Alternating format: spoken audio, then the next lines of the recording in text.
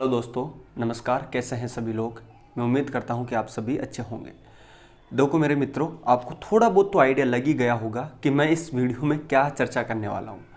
देखिए, ये बहुत ही इम्पोर्टेंट बात है, बहुत काम की बात है। अगर आप जो मैं बातें आज आपको समझाने जा रहा हूं, अगर आप उसको अच्छे से समझ लेते हैं और अपने जो दैनिक दिनचर्या है उसके अंदर उसको अप्लाई करते हैं, तो आप पाएंगे कि वाकई में आपको जो रिजल्ट देखने को मिलेंगे 1 महीने के अंदर ही, आप लगेगा कि वाकई में यस, मैं कुछ कर सकता हूँ, मेरे में भी कुछ करने की योग्यताएं हैं।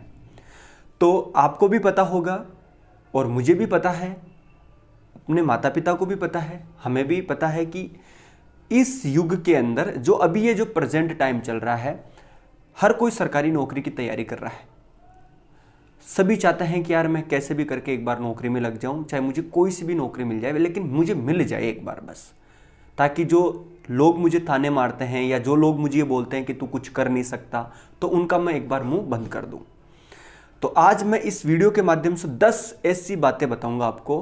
तो आप अगर उन बातों को ढंग से समझते हैं और उनको सुनते हैं और उनको समझने की कोशिश करते हैं, तो आप पाएंगे कि आप भी आराम से 2021 के अंदर जॉब ले सकते हैं। तो कुछ मैं मेरे अनुभव बताऊंगा कि जो मैंने किस तरीके से जॉब प्राप्त करी, और साथ के साथ में उसके आधार पर मैं कुछ आपको भी बातें बताऊंगा। तो पहले हम उन 10 बिंदुओं पे बात कर लेते हैं, उन 10 पॉइंट पे बात कर लेते हैं जो आज मैं आपको डायरेक्ट रूप से बताने जा रहा हूं। ठीक है, देखिए कैसे मिलेगी 2021 में नौकरी, इसके लिए 10 इंपॉर्टेंट बातें। अब थोड़ी बात को ध्यान से समझ लीजिए। पहला जो पॉइंट वो ये है कि आप अपनी क्षमताओं को पहचानो।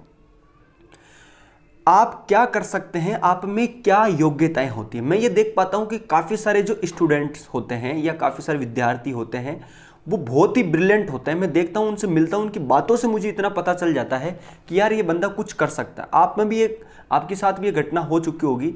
आपको नहीं लगता कि मैं कुछ कर सकता हूँ, बट आपका कोई मित्र, आपके फादर, आपके मदर या आपका कोई रिलेटिव आपको जरूर कह सकता है कि यार विनोद या महेश या राधा, आप ये काम करिए, आप में वो टैलेंट है जो औरों में नहीं, आप कर सकते हैं।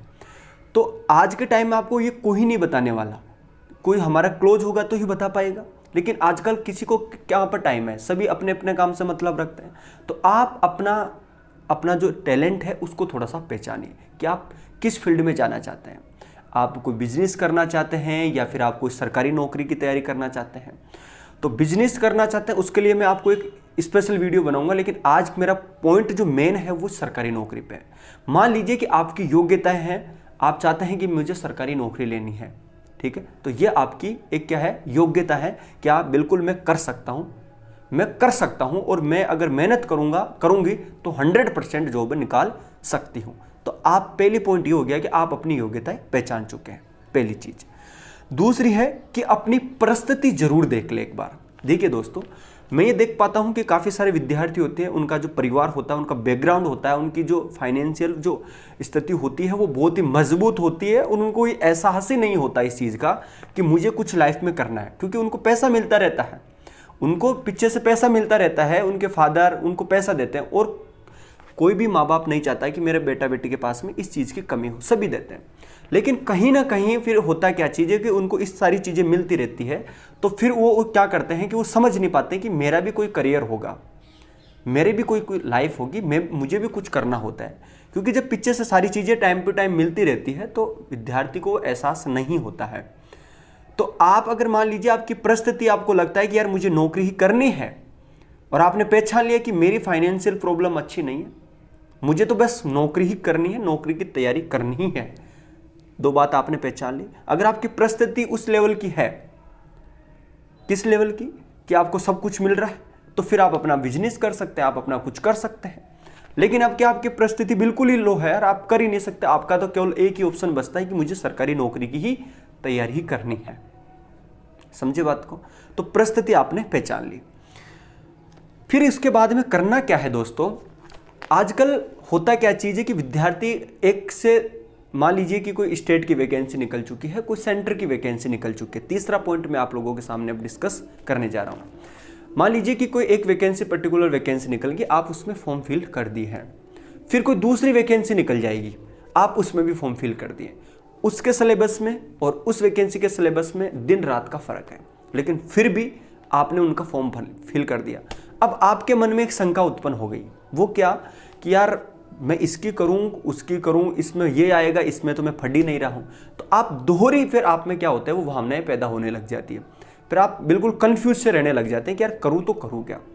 तो इसलिए अगर आप या तो एक नौकरी को चुन लीजिए कि मुझे इसी की तैयारी करनी है, या फिर आप एक से ज़्यादा नौकरी चुनते भी हैं तो आप उसका सिलेबस को पकड़ लीजिए कि इस नौकरी का सिलेबस क्या है और इस नौकरी का सिलेबस क्या है। तो फिर आप अगर एक से ज़्यादा नौकरियों की एक साथ प्रिपरेशन कर रहे हैं तो फिर आप लोगों को क्या करना पड़ेगा, दोनों का ही सिलेबस को साथ साथ कवर करना पड़ेगा, क्योंकि पता नहीं ये एग्जाम की डेट कब आ जाए, उस एग्जाम की डेट कब आ जाए। तो मैं देखता हूं अमूमन विद्यार्थी यही गलती करते हैं, तैयारी बहुत अच्छी करते हैं, शानदार तैयारी करते हैं, एक एग्जाम की बहुत ज़बरदस्त तैयारी करते हैं, लेकिन कोई बीच में ही दूसरे एग्जाम आते हैं तो वो जैसे ही वो फॉर्म फिल कर दिया आधी तैयारी उनकी टूटने लग जाती है। वो टेंशन में रहते हैं कि यार इसका कैसे कवर करूंगा। तो इसलिए आप 2 वैकेंसी के अगर साथ टारगेट लेके चल रहे हैं तो दोनों का सिलेबस आपको कवर करना ही पड़ेगा, और आप एक की कर रहे हैं तो फिर आप पूरा फोकस उसी में लगाइए। बात समझ में आ गई। तीसरा पॉइंट मैं उम्मीद करता हूं कि आपको समझ में आ गया होगा। 2 या 2 से अधिक नौकरी चुने जिनका एग्जाम पैटर्न सेम हो। जैसा कि मैं आपको बता ही चुका हूं कि अगर आप कर रहे हैं तो फिर आप उनका सिलेबस कवर करें या फिर उनका पैटर्न सेम हो, इस तरीके से आप नौकरी को सिलेक्ट कर सकते हैं। सबसे जो मेन प्रॉब्लम होती है विद्यार्थियों की, वो ये चौथा पॉइंट में मैं डिस्कस करने जा रहा हूं, वो क्या कि वो इंतजार बहुत करते हैं कि यार अभी वैकेंसी गई है और अभी वैकेंसी पता नहीं कब आएंगी। वो इंतजार इस चीज़ का ही करते हैं कि यार वैकेंसी जो मान लीजिए कि 2019 में चली गई तो अब इसकी उम्मीद नहीं है कि वो 20 में आ जाए, तो वो सोचे कि यार अभी वैकेंसी आने दो, वैकेंसी आएगी उसके बाद में मैं तैयारी शुरू करूँगा। तो ये सबसे बड़ी कमज़ोरी है, अपने आप में लगा लीजिए, क्योंकि जब हम ये सोचते हैं कि वैकेंसी आएगी तब मैं तैयारी करूँगा, लेकिन आप थोड़ा सा गहराई में सोचेंगे तो जब जितने पदों की वैकेंसी आती है उतने स्टूडेंट, सीरियस स्टूडेंट तो ऑलरेडी उसी दिन से तैयारी शुरू कर देते हैं जो उस एग्जाम में असफल हो चुके होंगे। उनका इतना तगड़ा टारगेट बन जाता है कि इस बार तो मैं रह गया लेकिन अब की बार नहीं छोड़ूंगा। अब सोचिए जो विद्यार्थी उस एग्जाम में रह चुका वो पहले से मनसा बना के उसकी तैयारी कर रहा है और आप ये सोच रहे हैं कि उसको आने दो फिर मैं तैयारी करूंगा, तो फिर आपका सिलेक्शन तो लाखों कोस दूर है ना। तो इस वजह से इंतजार ना करें वैकेंसी का, आप लग जाइए, टारगेट सेट कर लीजिए, इस नौकरी में जाना है। ये सिलेबस होता है, नेट आपके सामने सारा कुछ देने को तैयार है। सिलेबस डाउनलोड करिए, पेपर डाउनलोड करिए, देखिए और अपना सेट करिए कि भैया अब मुझे लग जाना ही है। तो सर नौकरी का वेट ना करें, भर्ती का वेट ना करें, लग जाइए जिस दिन मन में ख्याल आए। समझे? बात खत्म होगी। चौथा बिंदु। इसके अलावा छठवां पॉइंट मैं आपको बता रहा हूं। छठवां पॉइंट सिलेबस से रिगार्डिंग है कि आप जिस भी नौकरी की तैयारी कर रहे हैं उसका आप अच्छे से सिलेबस कवर कर ले, उसका पेपर देख ले, उसमें क्या क्या चेंज देखने को मिल रहा है, 2 साल पहले उसमें कैसा पेपर आने लग रहे हैं, अब इस जो गया भर्ती है इसमें कैसा पेपर आया और आगे आने की क्या संभावना है, किस किस तरीके से क्वेश्चंस आ सकते हैं। जब आप ये देख लेंगे तो आपको आइडिया लग जाएगा कि मैं जब कोई क्वेश्चन की तैयारी कर रहा हूं या कोई क्वेश्चन को याद कर रहा हूं तो आप उसको लेफ्ट राइट अप डाउन से चारों तरफ से उस क्वेश्चन को देखेंगे। आप रटेंगे नहीं उसको कि फलाना फलाना कौन सी नदी कहाँ से निकलती है। आप ये भी देखेंगे कि उस नदी की और कौन सी सहायक नदियां हैं और वो जो नदियां हैं वो कौन कौन से स्टेट से निकलती है और इनकी क्या क्या विशेषताएं होती हैं। तो आप उसको डीप में पढ़ना शुरू करेंगे। वो कब पता चलेगा? जब आप उसका पेपर देखेंगे, जब आप उसका सिलेबस देखेंगे। बात समझ में आई नहीं? ये बड़ी काम की बातें बता रहा हूँ आप लोगों को मैं। छठवां पॉइंट क्लियर है हमारा। इसके बाद में जो सबसे बड़ी काम की चीज़ वो ये है कि मैं ये देख पाता हूँ कि काफ़ी सारे जो स्टूडेंट्स, काफ़ी सारे जो विद्यार्थी होते हैं उनका कुछ ना कुछ सब्जेक्ट वीक होता है।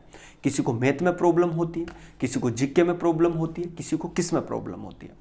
तो मान लीजिए कि ऐसा तो है नहीं कि आपके सारे ही सब्जेक्ट वीक हों, और अगर आप बिगनर भी हैं तो आपने 10वीं या 12वीं पास तो करके आए होंगे। इसका मतलब ऐसा तो है नहीं कि आप बिल्कुल भी अनजान हैं या आप दूध पीते बच्चे हैं कि आपको पता ही नहीं हो कि क्या सामाजिक होता है, क्या गणित होता है। 10वीं में पास किया है तो उसमें तो आपने मैथ पढ़ी है, तो इतना भी अनजान नहीं है कि, और कम्पिटिटिव लेवल की जो मैथ आती है वो 10वीं 12वीं का 11th का लेवल होता है। तो बस ज़रूरी है कि अपनी सोच को बदलने की, अपनी भावनाओं को बदलने की कि क्या चीज़ है क्या नहीं है। बस हम सोच लेने लग जाते हैं कि इसमें तो मैथ आती है, मैथ मुझे आती नहीं, 10वीं में नहीं पढ़ी क्या? पढ़ी है 10वीं में मैथ। तो बस वही पैटर्न है, बल्कि उससे भी ईजी मैथ आती है, बट थोड़े क्वेश्चनों का लेवल होता है वो घुमा के आने लगता है। तो जो अपना वीक पॉइंट है लगा लीजिए कि आपको मैथ नहीं आती तो आप पर्टिकुलर किसी चैनल को फॉलो कीजिए। यूट्यूब पे भरमार है चैनलों की, मैं भी मैथ पढ़ाता हूँ, आप मेरा देख सकते हैं और किसी आपको जो पसंद आता है उसका देख सकते हैं।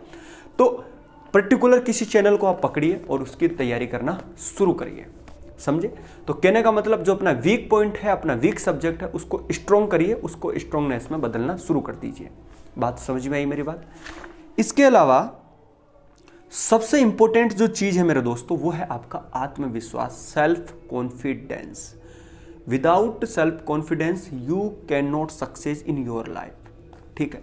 इसका मतलब यह है मेरे दोस्तों, अगर आप में कॉन्फिडेंस नहीं है तो आप ये लगा लीजिए कि आप बहुत ही इंटेलिजेंट हैं, बहुत ही ब्रिलियंट हैं और आप किसी भी चीज़ को तुरंत याद करके दे देते हैं। लेकिन ऐसे इंटेलिजेंट होने का फ़ायदा ही क्या कि जब हमारे अंदर से एक आवाज़ ही नहीं निकल रही हो कि मैं क्या कर सकता हूँ, मैं कर भी पाऊँगा या नहीं। और जब तक अंदर से आवाज़ नहीं आ पाएगी, आप बाहरी मन से किसी के दबाव में आने से या किसी को खुश करने से या अपने आप को थोड़ा बहुत संतुष्ट करने के लिए आप भले ही 4-5 घंटे टेबल पे बिता रहे हो, बट अंदर से आवाज़ आना बहुत ही इंपॉर्टेंट है। इसलिए आपको एक ही बात बोलूँगा कि सेल्फ कॉन्फिडेंस रखिए, आत्मविश्वास रखिए कि मैं ये काम कर सकता हूँ, I can do it, right. तो इस वजह से आप कभी भी नेगेटिव तो सोचना ही नहीं है, और जितना नेगेटिव सोचेंगे, नेगेटिव का संसार बहुत बड़ा होता है। एक बार अगर नेगेटिव भावना में बह जाओगे तो मैं बोलता हूँ ये इतने खतरनाक विचार होते हैं।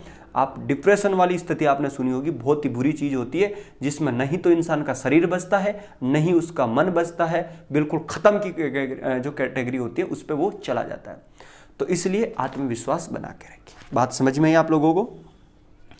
इसके अलावा आप अगर तैयारी कर रहे हैं तो आपके यार दोस्त, आपके मित्र, आपके घर वालों में भी कुछ ऐसे लोग होंगे, जैसे अब मैं आपको क्या बताऊं इस मामले में, मतलब कुछ ऐसे लोग होंगे जो आपके परिवार के होंगे और वो नहीं चाहते होंगे कि आप सक्सेस हों, ठीक है। तो बुराई करने वाले वो होते हैं कि जब आप एक एग्जाम में सक्सेस नहीं हो, दूसरे एग्जाम में सक्सेस नहीं हो, तो इधर से ताना आते हैं, इधर से आते हैं, तू क्या कर सकता है, तेरे से कुछ नहीं होगा, तूने 3 साल खराब कर दिए, तूने 4 साल खराब कर दिए, तेरे से एक एग्जाम नहीं पास हुई, तू क्या कर सकता है। उनको नहीं पता कि इसमें कितना कंपटीशन होता है, कितनी मेहनत करनी पड़ती है। खैर, अगर आपको ये ताने मिलना शुरू हो रहे हैं तो इनको आप एक पॉजिटिव वे में लीजिए, क्योंकि हर एक सफल विद्यार्थी के पीछे ताने ही होते हैं जो उसको सफल बनाते हैं। अगर ये ताने आपको नहीं मिलेंगे, आपकी बुराई आपको नहीं सुनने को मिलेगी, तब तक आप में वो जोश नहीं आएगा। इसलिए अगर आपकी कोई बुराई पीछे से कर भी रहा है, आपका यार दोस्त या आपका कोई पड़ोसी आपका कुछ भी कर रहा हो, तो आप ये ले लीजिए कि मेरे लिए एक पॉजिटिव है, इसको आप एक सकारात्मक विचार की तरह से देखें और आगे बढ़ते रहिए, क्योंकि वो आपको एक देंगे, आपको प्रेरणा देंगे आपको कि यस यार ये कैसे कर रहे हैं, इनका मुंह बंद करना ही पड़ेगा। तो वो नेगेटिव विचार आपको अपनी सफलता की तरफ बढ़ाएंगे। तो अगर आप जरूरी है कि आप उनको राइट वे में लें, ठीक है।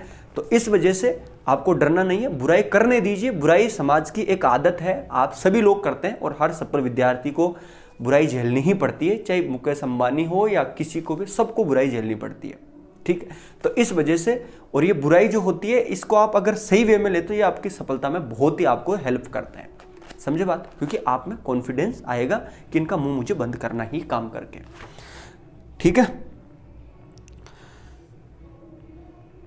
इसके अलावा एक पॉइंट मैं आप सभी लोगों से ये बोलना चाहूँगा कि बहुत कुछ लोग आपको मोटिवेट करते हैं, सारे कुछ मोटिवेट करते हैं। हम 2 दिन मोटिवेट होते हैं, खुश होते हैं, यार बेस्ट बिल्कुल करके दूंगा, कि भैया मैं सारा काम कर दूंगा, बिल्कुल मैंने आप में जोश भर दिया, किसी तीसरे ने आप में जोश भर दिया, और जिस दिन जोश भर दिया उस दिन आपने 10 घंटा स्टडी कर ली।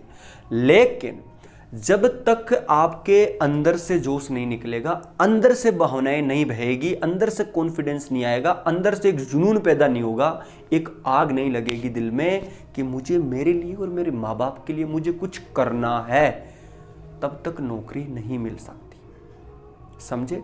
इसलिए किसी के भी मोटिवेशन की जरूरत नहीं है, खुद का मोटिवेशन, अपने माँ बाप को, उनकी छवि को देख लो। और सबसे काम की बात यही है कि हमेशा नियमितता बनाए रखे,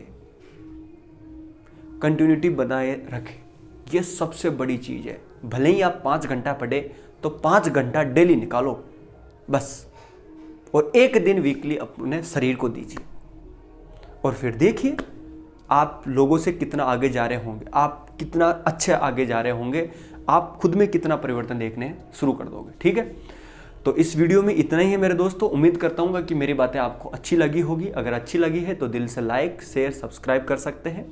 और आप सभी को मेरी तरफ से बेस्ट ऑफ लक। जितने भी भावी नौजवान भावी विद्यार्थी जो मेरे भाई बहन इस फील्ड में आने चाह रहे हैं, उन सभी का वेलकम स्वागत आप करिए, दिल खोल के करिए। और जोखिम आपको लेना ही पड़ता है लाइफ के अंदर, तो आप सही डायरेक्शन में जोखिम लीजिए, तो भगवान भी हमारी जरूर सुनता है।